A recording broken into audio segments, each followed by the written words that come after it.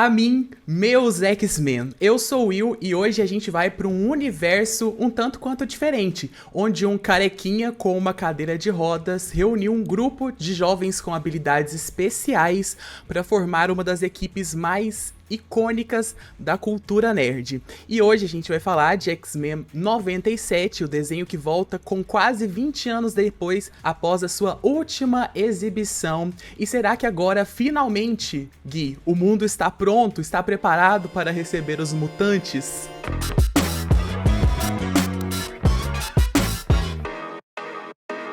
O mundo eu não sei, mas eu tô muito mais do que preparado pra receber os mutantes em todos os tipos de mídia. Sou mutante, eu sou mutante.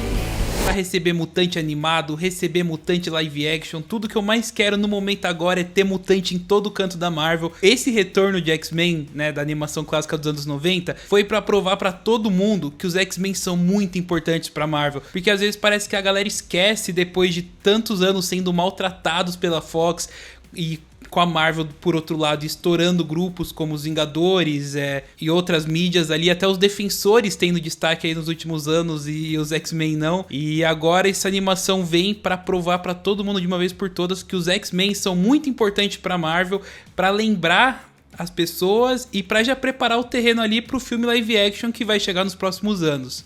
Amém, Deus te ouça. Mas realmente foi um respiro muito bom pra gente que é fã, porque eu particularmente acho os personagens de X-Men extremamente carismáticos, dentro da Marvel são os meus favoritos, e pelo menos a gente já teve uma animação pra dar aquela esquentada, a gente voltar a ter obras de qualidade dessa equipe é assim, sensacional, já tá perfeito, já tá maravilhoso, agora realmente é só aguardar o filme. E cara, eu fiquei muito surpreso quando a Marvel anunciou que a animação deles, dos X-Men, seria um revival da animação dos anos 90, porque muita gente conheceu os X-Men graças a esse desenho, e daí a Marvel vai lá e traz ele de volta no mesmo universo, na mesma ambientação, seguindo a mesma linha cronológica, seguindo a mesma linha de histórias, traz isso 20 anos depois para introduzir os mutantes a uma nova geração. Então todo esse universo é de extrema importância para que o público geral conheça os X-Men.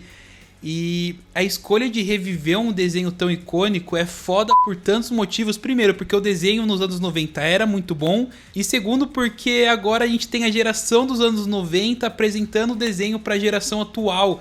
Eu vi uma galera falando na internet que tinham pais que eram crianças nos anos 90 assistindo o desenho agora com os filhos que são crianças nos anos 2020. Então é uma decisão acertada em todos os gêneros e todos os ambientes possíveis. É um acerto muito grande da Marvel. E os dois primeiros episódios já são suficiente pra cravar que esse desenho é a melhor coisa que a Marvel fez nos últimos 5 anos. Cravar. Sim, é muito legal a animação, porque ela realmente pega naquele lugar de nostalgia de quem assistiu lá nos anos 90.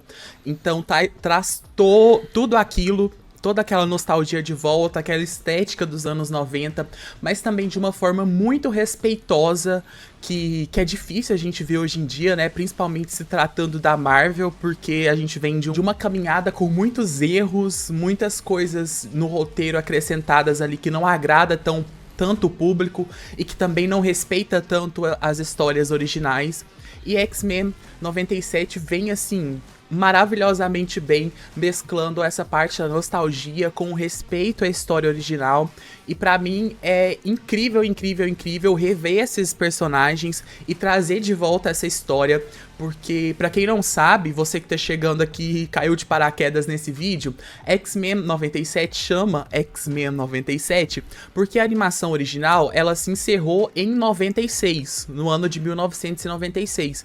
Então a história que a gente começa aqui em X-Men 97, que acabou de sair os 2 episódios no Disney Plus, é logo após os últimos acontecimentos de 96. Tá, que pra gente passou quase 20 anos aí, mas é muito legal a gente tá de volta com esses personagens, é assim, completamente nostálgico. Obviamente, na época eu não tinha nem nascido ainda quando o último episódio da série foi ao ar, lá em 96, mas de resgatar esses personagens, trazer eles de volta é maravilhoso. E como eu falei, eu também amo o estilo do desenho, porque eu sou uma pessoa que eu sou super nostálgico. Eu adoro essas coisas meio anos 80, meio anos 90. E eu acho incrível essa estética 2D, né, do desenho, apesar que muita gente veio criticar na internet, não pegou a referência, achou que era só mais uma animação moderna da Marvel e foram criticar pela animação ter sido feita em 2D, mas gente, referências, porque literalmente é a continuação da animação de 96. Então, eu acho incrível, maravilhoso. Foi toda feita à mão, com recursos de computação gráfica, mas assim, grande parte do desenho foi feito à mão. Tá lindo de ver, tá maravilhoso. Eu tô assim, ansioso pelos próximos episódios. Eu sou a pessoa que gosta de que lance tudo de uma vez. Mas me conta, Gui, você gostou desses primeiros episódios? O que você achou? Cara, o que eu mais gostei foi exatamente isso que você falou. Eles fizeram questão de honrar muito o material original. Então, além da estética ser basicamente a mesma estética do desenho dos anos 90, eles fazem questão de, em vários momentos, deixarem muito claro pra gente que aquilo ali é meses depois do final da animação dos anos 90. Então, igual você falou, 20 anos pra gente, meses pra eles dentro do desenho. E eu gostei muito que eles deixaram isso claro a todos os momentos. Tem várias horas ali, vários detalhezinhos que eles dão e que eles falam coisas, que eles mostram coisas pra ambientar realmente todo mundo nos anos 90, pra que as pessoas saibam que todos os acontecimentos ali, que aquele universo ainda tá 20 anos atrasado, então não vai ter tantas coisas tecnológicas. Tem uma hora que eles falam de bip, né, que era um dos modos deles se comunicarem nos anos 90. Aqui, Qual é o seu emprego? Gato e rico? não esquece o solteiro. Me bipa, eu tenho um jato também. Talvez eu até deixe você pilotar ele. Então eu gostei muito disso. Mas agora, partindo pra história, tem uma edição aqui que eu acho que faz toda a diferença, que a gente não tinha nos anos 90, que é o episódio de 30 minutos. Na época, os episódios geralmente tinham ali seus 20 minutos pra caber numa grade junto com o comercial da TV. E eu acho que esses 10 minutos extra em cada episódio fez a dinâmica deles ser bizarramente foda. Todos os episódios acontecem coisas pra caramba e coisas importantes pra caramba pro universo continuar andando. Então são 10 minutos apenas, mas que agregam demais. Nenhum dos 2 episódios que a gente teve até agora pareceu vazio por um mísero segundo. Todo segundo importou, todo segundo foi interessante. Consequências muito graves acontecendo, especialmente no segundo episódio. No segundo episódio, toda hora a gente tá recebendo ali porrada. Coisa foda acontecendo. O Magneto, daí depois a Tempestade, depois a Jean. Então, cara, que coisa linda que foi esses 2 primeiros episódios. Que coisa linda, velho. Nossa, realmente, eu achei incrível. E essa parte dos minutos extras, eu acho que faz muito sentido. Porque tem muito tempo que eu não vejo uma animação, assim, ou uma produção da Marvel, tanto série quanto filme, que a gente tenha tanta profundidade já ali de cara no início. Então são histórias complexas, histórias profundas. Esse segundo episódio eu acho genial, porque... Spoiler, gente, se você tá assistindo esse vídeo, cuidado com os spoilers. Mas é incrível aquela cena do julgamento do Magneto, porque ele acontece nos quadrinhos. A cena é praticamente igual à capa dos quadrinhos, a quando ele tá algemado. Assim, sensacional. A parte da Tempestade perder os seus poderes, você quase chora junto com ela, de tanta frustração, do quanto que aquilo é impactante na gente, e mostra como também a sociedade, até hoje em dia, ela tenta mais eliminar as minorias do que aprender a lidar com elas. Então, assim, muito, muito, muito profunda a história, muito tocante. Também é uma coisa que acontece nos quadrinhos, esse momento da tempestade. E outra coisa que eu achei fantástico dentro desse segundo episódio foi quando o Magneto leva a galera lá da ONU e o assassino lá, o Executor X, que o nome é péssimo em português, pro espaço e meio que se coloca de frente a eles e mostra, olha como vocês são pequenos dentro desse mundo gigantesco. Então, assim, apenas parem de perseguir os mutantes. E eu achei assim, gente, de uma genialidade tudo que estão construindo com essa série. de bater palmas. Eu curti demais esses 2 primeiros episódios, porque eles chegam pra mostrar a força dessa equipe e também mostra toda a essência do que é ser esse grupo, o que é ser um X-Men. O único ponto que eu falaria assim, meu Deus, ai que preguiça, eu cansei disso. É porque eu queria muito uma produção do X-Men que a Jean Grey não fosse assim uma sonsa. Eu queria muito.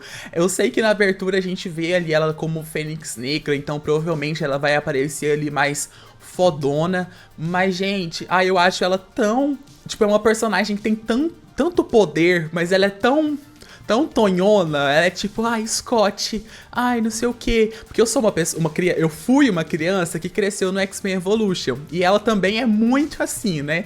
Ela é muito, meu Deus, socorro, Scott, me ajude. Sendo que ela é a fucking Fênix Negra, a fucking Jean Grey, que, tipo, tem o maior poder de todos. Então eu ainda fico um pouco frustrado com isso, dela ser meio sonsinha.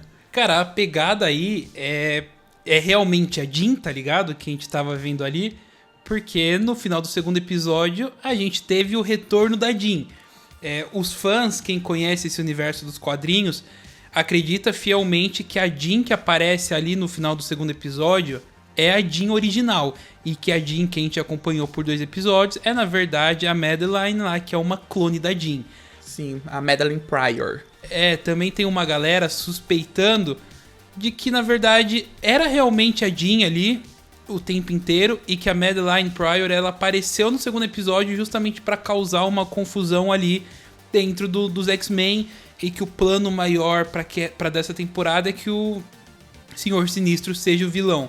Porque o Senhor Sinistro é o vilão que nos quadrinhos criou a Madeline Pryor, que é essa clone da Jean Grey. Sim. Mas isso é um assunto pra gente comentar um pouquinho mais depois. Mas eu gostei desse começo de programa porque ele serve pra mostrar pra todo mundo como X-Men 97 chegou arrebentando. Porque o segundo episódio ele é tão incrível que a gente só quer comentar dele aparentemente, mas a gente acaba esquecendo do primeiro episódio, que também foi muito bom. Então, eles fizeram tanta coisa genial em 1 hora ali de desenvolvimento que é até difícil separar por onde começar, porque são coisas tão grandiosas. Mas eu gostei muito, principalmente no primeiro episódio, do Ciclope. Que eles finalmente colocaram o Ciclope ali como líder dos X-Men, depois da morte, né? Que a gente ainda não sabe realmente se o Professor Xavier morreu. Mas eles colocam o Ciclope nessa posição de líder e é legal ver que toda a equipe abraça o Scott como líder deles. Eu acho isso muito importante. Tô muito ansioso pra continuar vendo a dinâmica dele com o Wolverine. E por mais que eles se estranhem, é legal ver que o Logan, no fundo, respeita o Ciclope como líder. Porque, pra quem cresceu vendo os filmes dos X-Men, a gente sempre teve o Wolverine como uma figura muito superior ao Scott Summers, ao Ciclope. Só que nos quadrinhos a parada não é bem assim, tá ligado? O Wolverine e o Scott sempre estão ali dividindo o pódio, sempre são personagens do mesmo escalão. Não é um escalão extremamente diferente quanto a gente vê nos filmes. Então eu gosto de ver a Marvel indo pra direção onde eles dão destaque pro Scott. Espero que eles levem isso pro cinema, porque eu acho que esse primeiro episódio foi realmente pra mostrar pra todo mundo o quão foda esse Ciclope é, tá ligado? Voltando um pouco nessa teoria lá da Madeline Pryor, eu acredito, eu tô junto com os fãs que estão fanficando sobre ela ser a Jean Grey grávida. Porque, contextualizando, né, na época quando a Jean Grey se sacrificou pelos mutantes, apareceu a Madeline Pryor. Todo mundo acreditava que ela era a reencarnação da Jean Grey, digamos assim. Porque ela apareceu exatamente no mesmo horário que a Jean Grey se sacrificou. Então, tipo, todo mundo já acredita que a Madeline Pryor é a reencarnação, o renascimento da Jean Grey em outra pessoa, porque elas são iguais, elas têm os mesmos poderes, mas como o Gui falou, a gente sabe que ela foi feita pelo o Senhor Sinistro, né? Então eu tô junto com a galera que acha que a Jean Grey verdadeira foi quem bateu na porta no final do episódio, e a gente vai descobrir onde que ela estava esse tempo todo. Mas falando sobre o primeiro episódio, eu achei bem legal esse arco do Ciclope, de ele conquistar também a confiança da equipe, de parar de ser essa pessoa mais rabugenta, querendo cobrar o tempo todo, e se tornando uma pessoa que de fato a equipe vai conseguir contar ali, então é meio que uma aprovação mesmo. Mas adoro também as referências do primeiro episódio ao desenho de 96, porque aquela cena do Mancha Solar, né, do Roberto da Costa, ela é muito parecida, se não quase idêntica à cena lá do desenho dos anos 90, quando a Jubileu chega ali na equipe dos X-Men. É praticamente a mesma coisa. Ela acorda ali na cama, que parece de um hospital, vê o Fera andando de cabeça pra baixo. Então, assim, é super, super parecido e eu adorei essa referência. Mas eu queria saber de você, Gui, o que você achou dessa apresentação do nosso herói brasileiro, o Mancha Solar, vulgo Roberto da Costa. Cara, eu gostei muito. Eu queria que eles tivessem falado ali que ele é brasileiro, mas eles botam ele pra falar português. Eu assisti legendado, então eu gostei muito, como tem um carinho muito grande toda hora que vão falar o nome dele, pra realmente eles falarem o mais português possível. Roberto da Costa. Please don't hurt me. I'm Roberto da Costa, heir to the da Costa fortune. Daí tem umas horas ali que ele fala realmente português, então eu fiquei feliz pra caramba de ver esse destaque do Mancha Solar, porque ele é um personagem que ele já foi adaptado em outras mídias, mas meio que a galera sempre ignorou o fato dele ser estrangeiro, especialmente o fato dele ser brasileiro. Então eu gostei que aqui eles entram e dão um pouquinho mais de profundidade a isso. E eu tô muito ansioso pra ver como eles vão trabalhar o Mancha Solar. Gostei que ele vai receber destaque, gostei da referência. Eu acho que ele vai ser tão importante quanto a Jubileu foi no desenho original. E essa relação dele, ele estando ali, é muito importante também para contextualizar pra galera que tá assistindo, que começou a partir da animação, dessa nova animação. Porque são vários diálogos ali que mostram um pouquinho mais do que são os X-Men, do que eles passaram. Tem um momento ali que é muito importante, que é quando ele vai pra sala de perigo, ali supostamente treinar, que é 1 minuto que mostra o Magneto atacando, mas é muito importante para contextualizar ali quem é o Magneto, que ele é um vilão, e depois esse detalhe que para todo mundo é um detalhe bobo, é extremamente importante, porque depois o Magneto aparece e recebe destaque. Então eu acho que o Mancha Solar vai ser muito importante para fazer essa conexão entre o novo fã que começou agora e a galera que assistia a animação dos anos 90, para deixar todo mundo na mesma página. Eu sou uma pessoa bem patriota, assim, então eu adorei ter visto ele no primeiro episódio, porque de fato a gente já viu ele em outras coisas, outras produções, outras adaptações, e nunca recebeu um destaque tão legal como ele recebe agora. Então ele é quase que o início dessa jornada, o início dessa animação. A gente vê que ele vai ter um papel ali importante, até pra descobrir um pouco mais dos seus poderes, porque na animação ele não sabe o que ele consegue fazer com os poderes dele. Então tô super, super ansioso. Eu espero que eles consigam desenvolver ele mais, inserir ele na equipe. Mas aproveitando que você citou o Magneto, eu tenho um ponto pra falar e uma pergunta pra te fazer. A primeira coisa é que eu tô super, super, super ansioso pra ver mais mutantes que são antigos aliados do Magneto.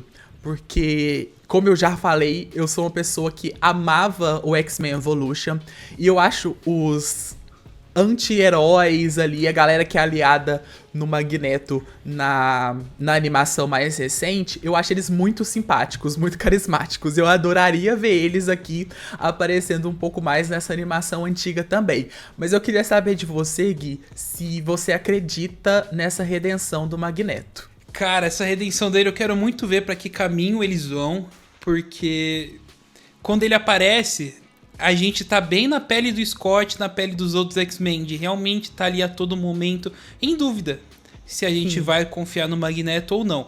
Então o roteiro e a forma como a história é contada é muito bem feito pra que a gente se sinta como um membro dos X-Men. Tem uma hora que eles estão numa rodinha conversando e eu me senti como se eu fosse um deles. As minhas desconfianças em relação ao Magneto, de não saber se a gente realmente pode confiar nele. Mas no momento que ele toma uma ação, que é a ação que você comentou, de levar o Executor X e os senadores e os júris lá pro céu, e ali em cima, no momento onde ele é um ser extremamente superior, mas ele se permite se manter ali igual aos humanos, ali ele me comprou. Então, eu fui convencido pelo Magneto naquele arco de redenção que ele teve ali, quando ele aceitou coexistir com os humanos, ao mesmo tempo em que ele prova pra eles que se ele não quiser coexistir, ele não vai, porque ele vai acabar com os humanos, porque ele é muito mais poderoso que eles. Então eu comprei, tá? Eu comprei o Magneto, e você? Olha, eu comprei também, mas é legal que realmente a animação coloca a gente no lugar de um membro da equipe.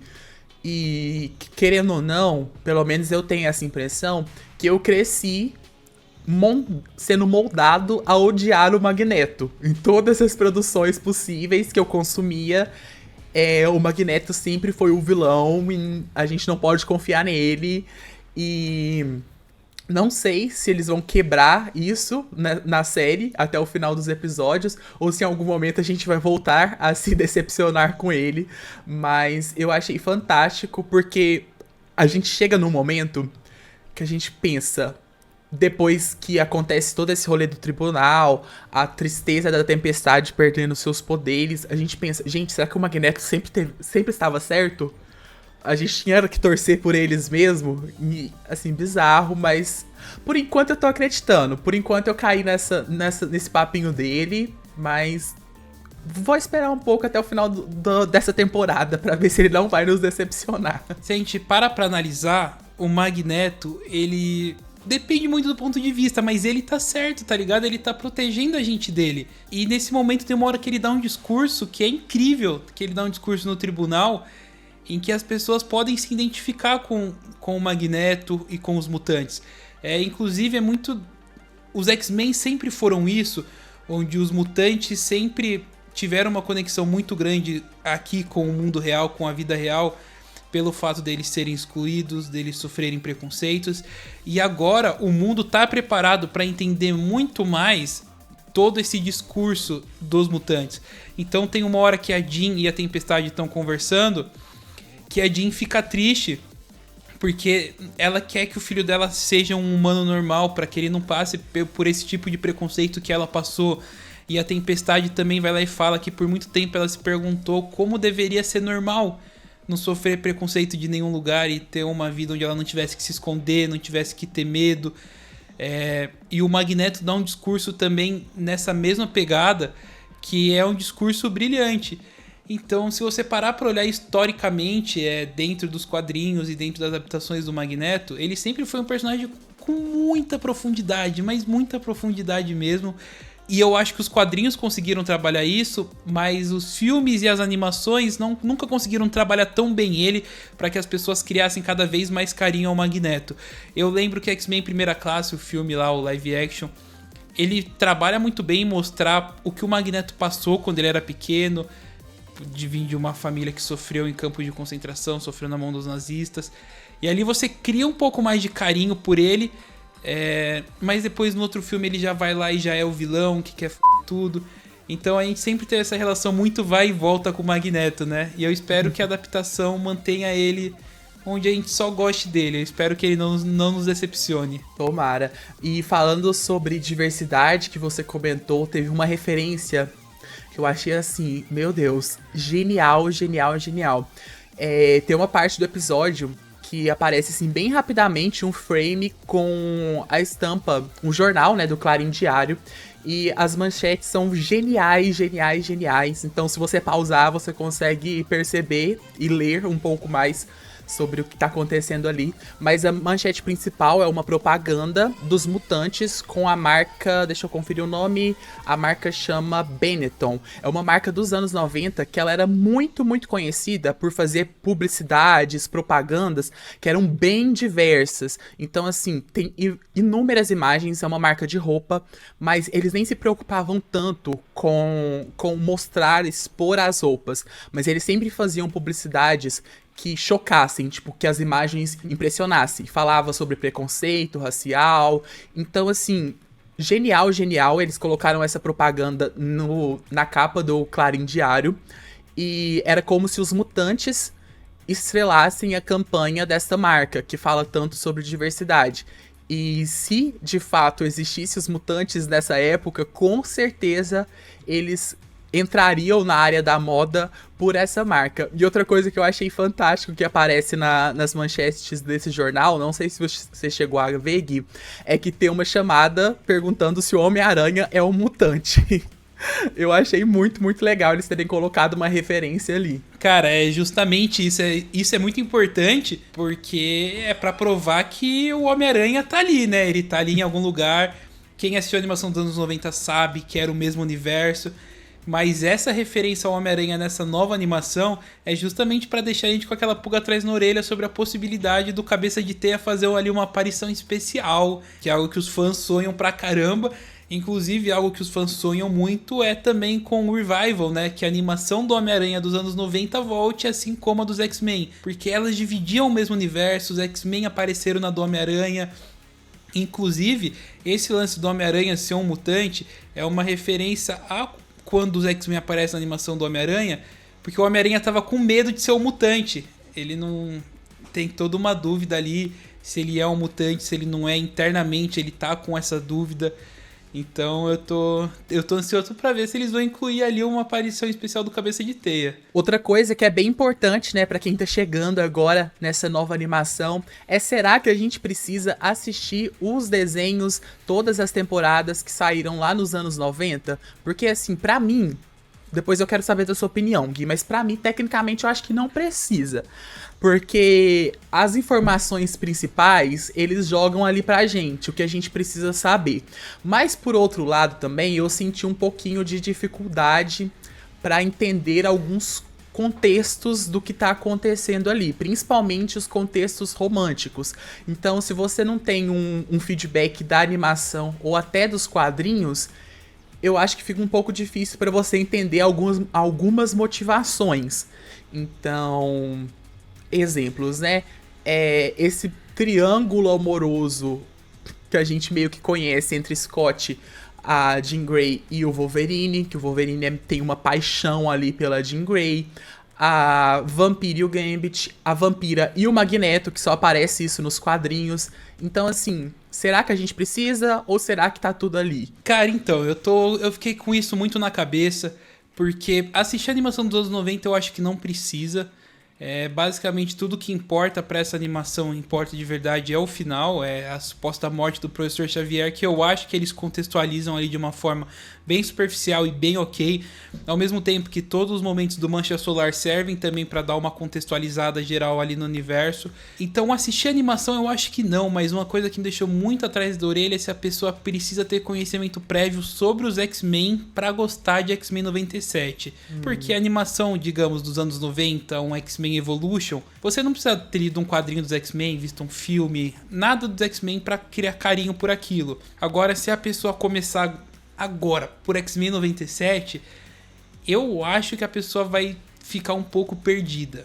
Eu acho que a pessoa vai ter essa estranheza. Claro que a gente precisa esperar a temporada acabar pra ver se vai aumentar um pouquinho mais esse nível de contextualização do que são os X-Men, do que são os mutantes, mas eu acho que esses 2 primeiros episódios são pouco atrativos pra uma pessoa que não conhece nada de X-Men. Verdade, você falando isso, você me colocou mais uma pulga atrás da orelha, porque eu tava levando mais pra esse contexto de fatos históricos, romances, mas realmente, olhando agora de novo, eu acho que pode ser um pouco confuso. Obviamente que a pessoa não vai precisar assistir todos os episódios, mas talvez ela vai precisar dar uma pesquisada sobre. Porque a gente também tem esses vilões, né, que aparecem aí, que tem umas armas tecnológicas e estão meio que aproveitando tecnologia dos sentinelas, que se você não pesquisou ou se você não assistiu os desenhos dos anos 90, você não sabe por que estão ali, o que aconteceu, por que os sentinelas estão desativados, o que rolou, quem é o Executor X, né, que ele era um ex-agente do governo, que trabalhava com um cara que chamava Duncan, e esse Duncan era um amigo, um aliado do Professor Xavier. Ele colaborava diretamente com os X-Men, e toda a tecnologia alienígena que os X-Men confiscavam nessas missões, nessas coisas que eles faziam, nessas batalhas, o Duncan colocava em um bunker, fechava tudo ali. E depois que o Duncan morreu, esse outro agente, amigo dele, que eu esqueci o nome, mas é o Executor X, ele descobre esse bunker cheio de tecnologias. Então, a partir daí que eles criam aquelas armas que eles usam. Então, realmente, talvez fique um pouco confuso. Tipo, da onde saiu essa galera? Se você não tem um conhecimento ali sobre o universo. Agora você me deixou com uma pulga atrás da orelha, porque o lance dos sentinelas eu acho que ficou muito mal explicado. Se eles tentaram contextualizar outras coisas, os sentinelas foi algo que eles não contextualizaram direito, porque se a pessoa não tiver um pingo de conhecimento sobre o que são aqueles Sobos, sobre o Bolivar Trask, a pessoa vai ficar boiando. E eles foram muito importantes para esses 2 primeiros episódios. Outra coisa muito importante aí que a gente vai ver no futuro é como eles vão trabalhar o Senhor Sinistro. Que a gente já viu que ele vai ser importante porque temos 2 Jean Grey coexistindo. Sim. Então, quanto mais a história for desenrolando, eu acho que eles vão cada vez mais amarrando pontas ao passado. Então, depende... Os próximos episódios vão ser muito importantes pra gente ver se realmente X-Men 97 é atrativo para um novo público ou se a pessoa precisa pelo menos conhecer de X-Men pra gostar desse desenho. Concordo. E pra gente encerrar, vamos falar um pouquinho dos desenhos antigos que a gente adoraria trazer de volta? Cara, vamos, e eu vou começar já, Will, falando de Homem-Aranha, animação dos anos 90 também, que se passa nesse mesmo universo dos X-Men. Porque o Homem-Aranha e os X-Men dos anos 90, eles têm algo muito semelhante. Eles acabaram, tá? Eles não foram cancelados, mas eles acabaram com uma ponta solta muito grande. O X-Men acaba com o que aconteceu com o Xavier, mas a história foi presa, não ficou... A história não foi finalizada de forma qualquer. Eles foram inteligentes em como finalizar a história, deram arcos especiais para ter um final digno, mas deixaram ali uma ponta solta. O dos X-Men era o que aconteceu com o Professor Xavier, e o do Homem-Aranha é o que aconteceu com a Mary Jane. Então eu quero muito que a gente tenha um retorno dessa animação do Homem-Aranha dos anos 90, pra gente finalmente descobrir o que aconteceu com a Mary Jane. Que pra quem não se lembra, rapidinho pra contexto, a Mary Jane se perdeu em um buraco pra outra dimensão, e a animação acaba justamente com o Homem-Aranha indo atrás dela pra tentar achar ela. Legal, eu também adoraria ver o Homem-Aranha de volta, essa animação, porque também traz essa estética um pouco mais antiga, que eu adoro, como eu disse. E falando sobre histórias sem fins, que eu adoraria que voltasse também, é Caverna do Dragão, que também é um desenho maravilhoso, também é 2D, mas que infelizmente também nunca teve um fim. Então, assim, adoraria que eles trouxessem a história de volta. Igual o X-Men 97 faz, retomando do ponto final, porque é uma animação super nostálgica, um desenho incrível. Eu adoro os personagens também, que eles são super diversos nos seus poderes, nas suas personalidades, então eu adoraria que eles voltassem, mas não sei, vamos ter que esperar aí mais alguns anos, será? Pra Caverna do Dragão voltar. Caverna do Dragão é foda, porque realmente não teve um final, né? Não teve nada. A gente assiste ali e a gente é meio que taxado de tonto, que a gente tem toda uma expectativa pra que eles consigam voltar, e eles nunca chegam perto, assim, de uma forma concreta de voltar. Então eu gostaria muito de saber o final dessa história, principalmente porque, mano, Caverna do Dragão, se volta daqui 5 anos, vai sentar 3 gerações. Vai sentar o pai, o filho e o neto, sabe? De tão antigo que o desenho é. Minha mãe assistiu Caverna do Dragão, eu assisti, minha filha vai assistir, tá ligado? Então é um desenho que, se voltar, vai ter esse tom muito especial no coração de muita gente, cara. Agora, também, outra coisa que eu gostaria de ver voltando é outro de super-heróis, que é o universo animado da DC. Porque a gente parabeniza muito a Marvel por criar um universo compartilhado no cinema, só que a DC já tava fazendo isso na televisão antes. Com a série do Batman, a série do Super-Homem... Depois teve Batman do Futuro, Projeto Zeta, Super Choque, Liga da Justiça. E todos esses desenhos se conectavam. Então eu gostaria muito de ver alguns deles voltando, especialmente Super Choque. O fã do Super Choque é meio órfão dele em alguma outra mídia, porque o cara não tem desenho, o cara não tem filme, e é um super-herói foda pra caralho. Então eu gostaria muito de ver todo esse universo voltando, mas especialmente o Super Choque. E Super Choque... Ai, eu não consigo nem falar, porque também pega na nostalgia e eu acho os personagens tão bons. A família dele é incrível, Os vilões de Super Choque é muito, muito bom também. Eu adoro esses vilões um pouco mais carismáticos e tal. Eu acho que lá também tem isso. Mas pra encerrar a minha lista de desenhos que eu adoraria que voltasse, esse é mais pela estética e pela nostalgia, que é Thundercats. Eu amo, amo, amo. Também adoro o vilão de Thundercats. Adoro a história, adoro os poderes dos personagens e adoraria que voltasse. Esse é completamente estético e pessoal.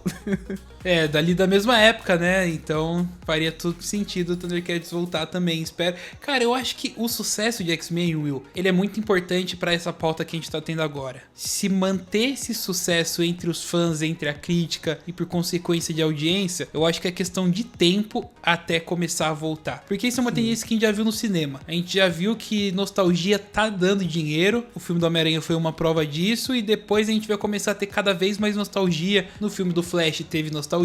Então a gente tá cada vez recebendo mais o retorno de pessoas e personagens que a gente ama, que eu acho que é questão de tempo até esses desenhos antigos começarem a voltar, muito pelo sucesso de X-Men. Sim, com certeza. A gente tá na era dos reboots, remakes, filme 2, filme 3. Esse ano, se a gente olha pro cinema, é só isso. É só isso, não tem quase nada de novo. E realmente, se X-Men for bem, a galera vai começar a olhar pros outros desenhos antigos também e tentar replicar essa receita, né? Então, vamos todo mundo assistir, galera. Viva a nostalgia! Chegamos ao final de mais um Next Verso. Se você assistiu já os 2 primeiros episódios de X-Men 97, comenta aqui qual foi a sua opinião. Não esqueça de se inscrever aqui no nosso canal, porque temos episódio do Next Verso toda terça-feira. É isso, nos acompanhe em todas as redes sociais. É isso, galera. Muito, muito obrigado. E também comenta aí aquele desenho nostálgico que você gostaria que voltasse.